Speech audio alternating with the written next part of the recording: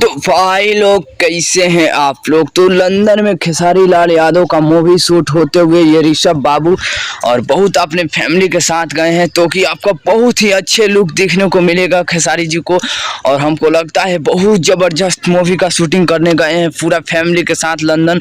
तो ये तस्वीरें पूरा वहाँ की है और वहाँ से अपने खेसारी जी अपने पोस्ट इजीली पोस्ट कर रहे हैं कि हमारा फिल्म जो भी आएगा बवाल के आएगा। 30-35 लाख से कम मेरा फिल्म नहीं होता है, भले किसी को 5,000 की औकात ना हो, मगर ये मेरा फिल्म 65 लाख का बन रहा है। तो आप लोग देख सकते हैं कितना अच्छा लुक है खेसारी जी का, जो कि कल ही परसों का ये वीडियो है और इसका लुक आप लोग देख सकते हैं कितना अच्छा है। ऋषभ बाबू के साथ में खेसारी भी के साथ में और पूरा शूटिंग के टाइम आप लोग देख सकते हैं खेसारी जी को पूरा शूटिंग के टाइम गए हैं।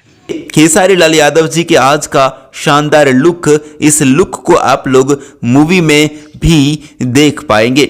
हाँ, सो ये लेटेस्ट लुक खेसारी जी का आज का लुक है। मुझे लगा आप लोगों के साथ में मैं भी शेयर करूं अपने वीडियो के माध्यम से। आपको ये लुक कितना पसंद आ रहा है हमें कमेंट बॉक्स में कमेंट करके जरूर बताइएगा।